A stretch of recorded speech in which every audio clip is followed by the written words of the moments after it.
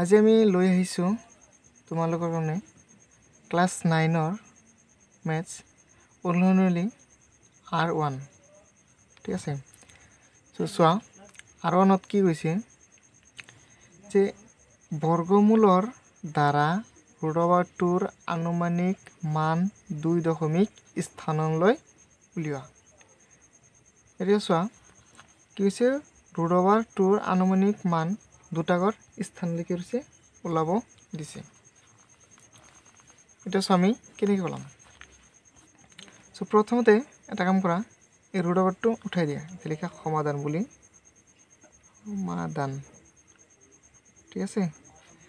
প্ৰথমতে কি কৰা, হৰণ কৰা। ইয়াতে কেনেকৈ হৰণ কৰিবা? ইয়াতে লিখিলোঁ 2, ইয়াতে এটা দশমিক দিম, 1 2 3 4 ঠিক আছে। কি কৰিবা? এনেকৈ দি ল'বা। কিয় দিবা মই কৈ আছোঁ, 2 দশমিক লৈছে, আনুমানিক মান 2 দশমিক স্থানলৈ, সেইকাৰণে আমি 2টা শূন্য দিছোঁ আৰু ইফালে 2টা দিছোঁ, কাৰণ এই 2টা আৰু এই 2টা মিলি আমি 2টা দিছোঁ। এতিয়া চোৱা, মানে এই 2টা শূন্য দিছোঁ আৰু এই 2টা দিছোঁ, মানে এই 2টা শূন্য আমি এটা দশমিক ওলাম আৰু এই 2টা শূন্য মিলি দশমিকৰ পিছত আমি কি এই 2টা শূন্যতে আমি এটা সংখ্যা ওলাম দশমিকৰ পিছত, আৰু এইটোতে এটা ওলাম। এতিয়া চোৱা আমাৰ কি, যদি আমি এইটো আমি 2ৰে হৰণ কৰোঁ, চোৱা যদি আমি 2ৰে হৰণ কৰোঁ তেনেহ'লে কি হ'ব আমাৰ? এটা মই দেখি আছোঁ, যদি আমি ধৰি লোৱা 2 যদি আমি হৰণ কৰি যাব, একবাৰ যাব, 2 যাব, শেষ। এটা আছে আমাৰ 1ৰ পিছত আৰু নোলাল, আমাক কি কৈছে দশমিকৰ পিছত 2টা সংখ্যা হ'ব লাগিব, দশমিকৰ পিছত আমাৰ কি হ'ব লাগিব? 2টা হ'ব লাগিব। তেনেহ'লে আমি কি নাযায়, তেনেহ'লে আমি কি কৰিম? ধৰি লোৱা 1 দি কৰিলোঁ, 1 দিয়া, ইয়াতে আগত এটা শূন্য দি দিবা, ঠিক আছে। কি 1 দি কৰা, 1 দি কৰিলে আমি কি পাম? একবাৰ যাব, একবাৰ গ'লে আমি ইয়াতে -1 বুলি দিওঁ, তাহলে দিয়ে আস্তা নিদিয়া। এতিয়া চোৱা 1 টাইম কৰিলে একবাৰ যাব, তেনেহ'লে কিমান থাকিব? বাকী থাকিব কিমান?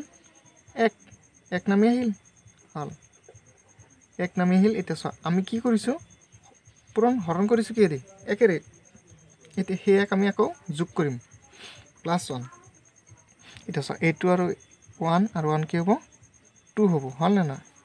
এতিয়া চোৱা এই দশমিকটো আছে, আমি এই দশমিকটো কি কৰিম? ওপৰত তুলি দিম, হ'ল। এতিয়া চোৱা দশমিকটো ওপৰত তুলি দিয়ে, এই 2টা শূন্যটো তলত নমাই দিয়া, তেনে এতিয়া চোৱা তলত কিমান হ'ল? 100, ওপৰত ৰৈ ফেলে থাকি গ'ল। এতিয়া চোৱা এই 100ক আমি কিৰে হৰণ কৰিলে মানে আমি কি পাম? এতিয়া চোৱা যদি আমি ডাইৰেক্ট চোৱা, যদি আমি 25 দি কৰোঁ, 100 25 দি কিমান যাব? 4 বাৰ যাব, কাৰণ 4 25 কিমান? 100। কিন্তু চোৱা আমাৰ দশমিকৰ পিছত কি নোলাল, আৰু এটা সংখ্যা লাগিব, সেইকাৰণে আমি কি কৰিম? চোৱা আমি ডাইৰেক্ট কি কৰিম? প্ৰথমতে ধৰিলা 2ৰ পিছত কি আছে? আমি 0 লগাই দিওঁ। চোৱা 0 দিলে ইয়াতে আমি যদি 0 দিওঁ, 20 দিওঁ, যদি 20 বনাওঁ তেতিয়াহ'লে আমি শূন্য দি পূৰণ কৰোঁ, কি আমাৰ হ'ব? 20 হ'ব। 21 দি কৰিলে আমাৰ কি হ'ব? ধৰিলে 21 দি কৰিলে আমি কিমান পাম? 21 পাম। চোৱা 22 দি আমি কৰিলে 22 দি কৰিলে আমি কিমান পাওঁ?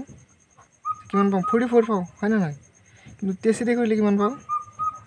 23 দি কৰিলে 69 পাওঁ, তাৰপিছত কিন্তু নহয়। এতিয়া 24 দি কৰি চাওঁ এবাৰ, 24 দি কৰিলে 16 8 96। এতিয়া চোৱা 24 দি কৰিলে আমি কিমান পাওঁ? 96 পাওঁ। এতিয়া ওচৰা আহিছে, কিন্তু চোৱা 69 নহয়, কিয় নহয়? মাজত বহুত কিবা আছে, গেপ আছে, সেইকাৰণে কি 69 নহয়। এতিয়া চোৱা 96টো কি হয়? একেবাৰে ওচৰা, ঠিক আছে। এইটো চোৱা তেনেহ'লে আমি কি কৰিম? এই সংখ্যাটো আমি ইয়াতে 4 বহাই দিম, হ'ল 24 দি। 24 যদি আমি 100ক হৰণ কৰি কিমান বাৰ যাব? 4 বাৰ যাব, কিমান হ'ব? 96, হ'ল। তলে দি আস্তা নিদিয়া, হৈ গ'ল। এতিয়া চোৱা ইয়াৰ পৰা আমি বিয়োগ কৰিলে আমি কিমান পাওঁ? 4 পাওঁ। এতিয়া চোৱা 4 হ'লে আগতে আমি কি কৰিছিলোঁ? 4 24 কৰিছিলোঁ, যোগ কৰিছিলোঁ কিমান? 4, সেই 4টো ইয়াতে যোগ কৰি দিয়া, 4, হ'ল। তলত কিমান আহিব? 28, হৈ গ'ল। এতিয়া চোৱা এই আৰু কাষত যিটো 2টা 0 আছিল, সেই শূন্য 2টা নমাই দিয়া তলত, কিমান হ'ল? 400। এতিয়া চোৱা 400 যিহেতু হ'ল, তেনেহ'লে আমি 400 হ'লে আমি এনেকৈ কৰিব। এতিয়া চোৱা 400 হৈছে 28 যদি আমি 28ৰ লগত ইয়াতে চোৱা ইয়াতে কি সংখ্যা যোগ কৰিলে কিমান আছে? 28। কি সংখ্যা যোগ কৰিলে আমি কিমান পাওঁ 4 পাওঁ মানে হৰণ কৰিলে চোৱা 8 to 1 যদি 0 দিওঁ 280 আমি 0 দিয়ে হৰণ কৰিলে কিমান পাম 280 পাম 280 পাম তেতিয়া 281 যেতিয়া আমি কৰিম তেতিয়া চোৱা আমি কি পাম 281 পাম সো 282 দি কৰিলে আমি কিমান পাম দিলাম যে 2 দি কৰো তেনে 2 4 16 আৰু কিমান হ'ব 4 5 6 এটা 6 564 আমাৰ কিমান আছে 400 নহয় তেনে আমি কি কৰিম 281 কৰিম ইয়াতে কি কৰা 1 বহাই দিয়া হৈ গেল কিমান হল 281 দেখো 281 কৰিলে আমি কিমান পাও কিমান বাৰ যাব একবাৰ হয় না একবাৰ গলে কিমান 281 হৈ গেল এখিনি হৈ গেল এটা চোৱা তাহলে আমি কিমান পাও ইয়াতে পাম 9 এখন ওম হৈ গেল এটা চোৱা আমাৰ কি হল কি কৈছে দশমিকৰ পিছত আনুমানিক মান 2 দশমিকৰ স্থানলৈ নিয়া মানে দশমিকৰ পিছত দুটা সংখ্যা নিবলৈ গৈছে যদি আমাৰ কলে তেন তিনিটা তেনলে তোমালকে ইয়াতো আৰু এটা 0 ইয়াতে আৰু এটা 0 দিলা হয় ঠিক আছে এটা সহ হৈ গেল আৰু তিনিটা বাদে এটা তাৰ পিছত যোগ কৰিবা বহাই দিবা লাহে লাহে যাই থাকিব তেনলে এতে আমি লিখিব পাৰো যে √2 আনুমানিক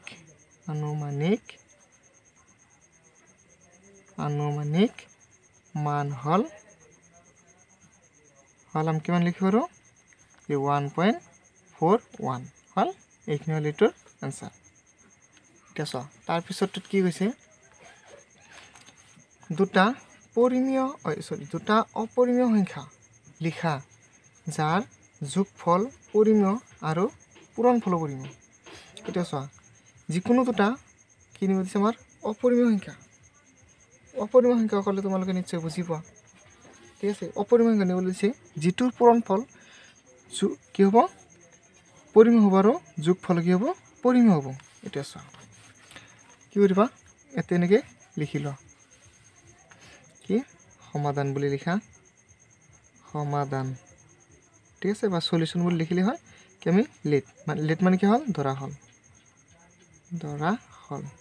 ঠিক আছে এটা ধৰা হল কি এটা কি পৰিমেয় সংখ্যা সৰি অপৰিমেয় সংখ্যা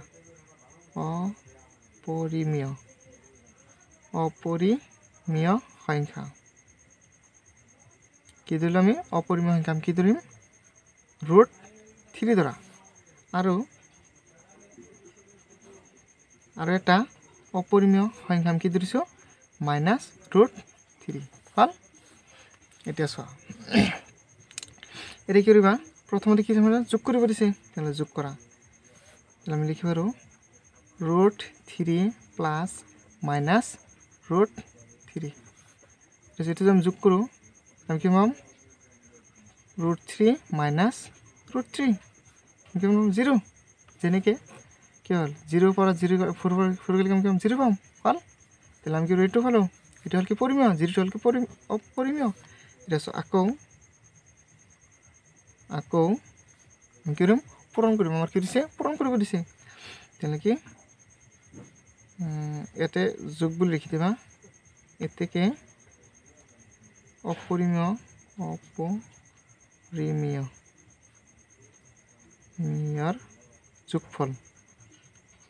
যোগফল ঠিক আছে নাম যোগ কৰিছো এটাকে আকৌ কি পূৰণফল দিবা পূৰণফল আমি কি কৰিম পূৰণ কৰা √3 * -√3 ঠিক আছে এটা আমি পূৰণ কৰিলে কিমান পাওঁ কি -3 পাওঁ হৈ গেল তাহলে এটো √, ক্যান্সেল আমি কিমান পাওঁ 3 পাওঁ হল এটা হল কি -√3 হল কি তোমার অপরিমেয় সংখ্যা হল এটা চা তাৰ পিছতটো কি হৈছে সংখ্যা ৰেখাৰ সহায়ত -5 আৰু +5 তাৰ মধ্যবৰ্তী অখণ্ড সংখ্যা ৰেখাবোৰ লিখা ঠিক আছে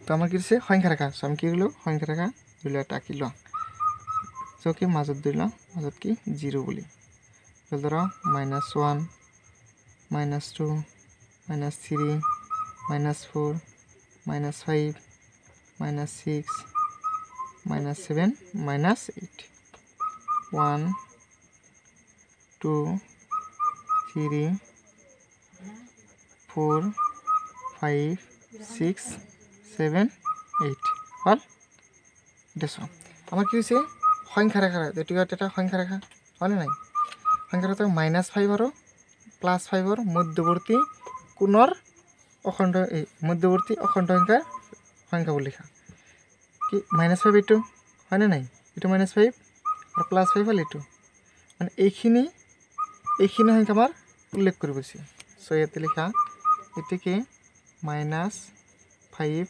আৰু +5 ৰ মাজত থকা অখণ্ড সংখ্যাবোৰ হল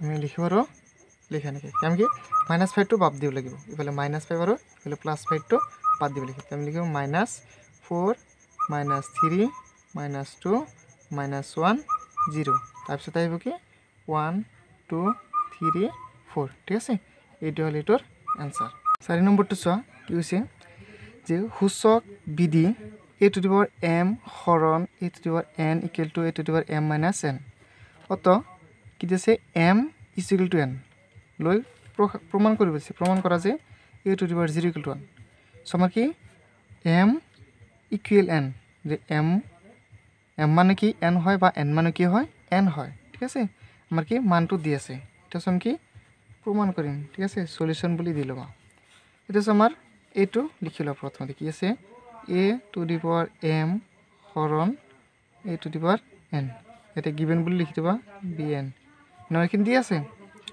ইকুয়াল a⁴m - a⁴n হল এটা সো এটি ফেলে হা a⁴m - a⁴n ইকুয়াল a⁴m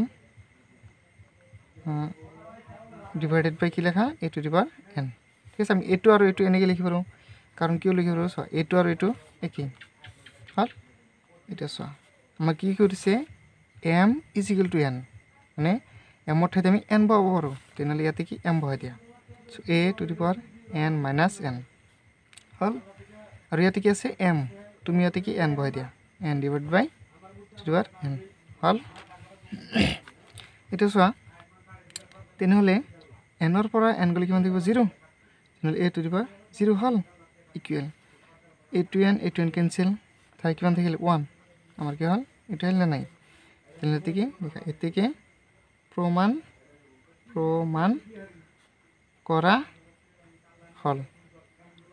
হল কি যে a⁴ 0 = 1 হৈ গেল এটা সা তাৰ পিছতটো সা সেমে কি এটো নিচিনা সূচক বিধি a⁴m সো একে হিট কেছে a⁴m হরণ a⁴n ইকুয়াল a⁴m - n এতে m = 0 আগত কি দিছিল আমাৰ m = n দিছিল ইয়াতে দিছে m = 0 লৈ প্ৰমাণ কৰা যে a⁴n - n = 1/a⁴n আমাৰ আগত দিছিল a⁴ 0 = 1 দিছিল এটা দিছে a⁴ - n = 1/a⁴n এতে লিখা সলিউশন বলি হল কি গিভেন মানে কি দি আছে নিশ্চয় তোমালোকে জানা কি দি আছে আমাৰ এখিনি যে a⁴m হৰণ a⁴n ইকুয়াল a⁴m - n হল এতে লিখা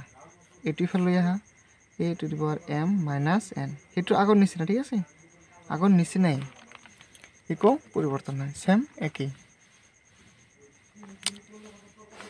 কি লিখা কি আছিল a⁴m / a⁴n হল এটা সো আমাৰ কি দিছে m এৰ মান 0 পাব দিছে m এৰ মান যদি 0 হয় তাহলে a⁴ - n লিখিব পাৰো হয় না নাই ইকুয়াল m এৰ মান কি 0 তাহলে আমি লিখিব পাৰো a⁴ কি 0 divided by a⁴n